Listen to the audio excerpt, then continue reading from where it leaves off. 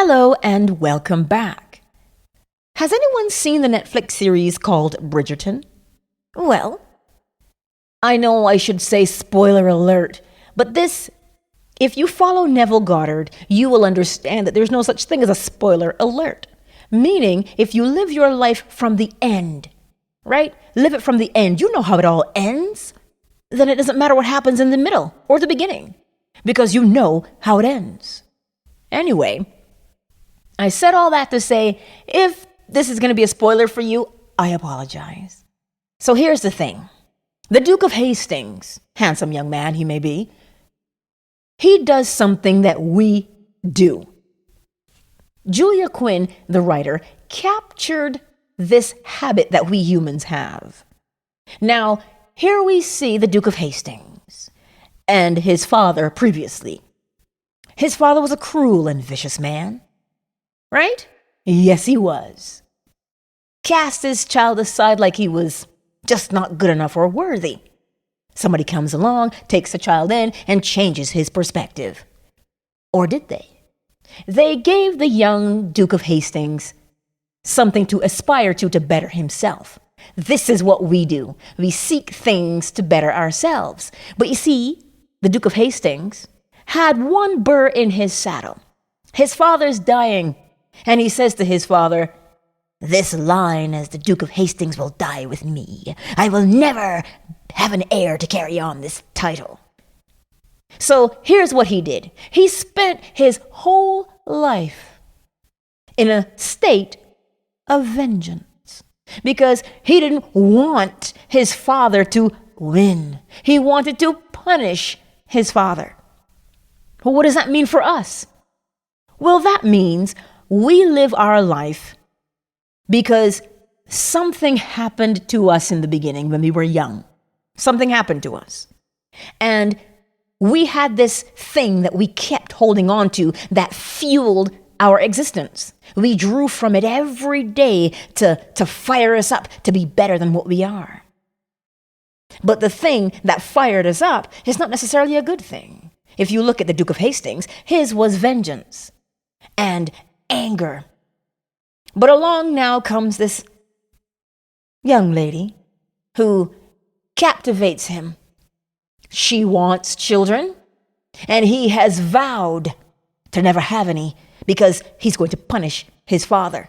Now, his wife now is looking at him like, "You lied to me. You told me you couldn't have children, when in all honesty, you just didn't want any." And then she found out why. And she said, "Wait a minute. You don't want children because you want to punish your daddy?" Okay, because that makes sense. Does it? Do you see how irrational we can be sometimes? We have things that have happened to us in the past. Now, I'm not telling you those things aren't relevant because they help to shape us. They do. But there comes a point in your life when you have to look at the thing that you're holding on to that fuels you. You have to look at that thing and question it and ask it, is it hurting me or helping me now? Because that vengeance and that vow that he took to punish his father by not having children was now a wedge in his relationship with his wife and threatened to tear them apart. So be careful. Let's not hold on to vengeance. Let's not hold on to this thing that fired us up and helped us to survive. Yes, it helped you to survive.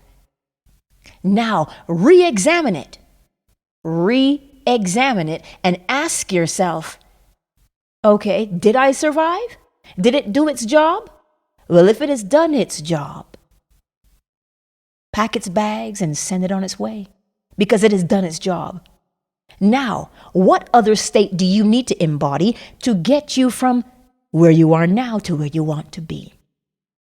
Because I promise you, holding on to vengeance and bitterness and anger only hurts the person holding on to it, as we discovered with the Duke of Hastings. It only ended up hurting him and his wife. So, be encouraged to practice what Neville Goddard tells us. Yes, that thing happened, And it was beyond your control because you were a child.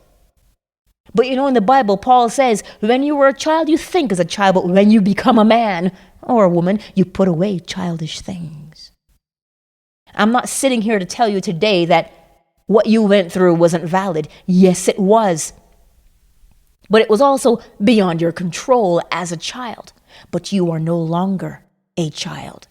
Simply look at the thing that you're holding on to with such fervor. Look at it and ask yourself, does it help me now?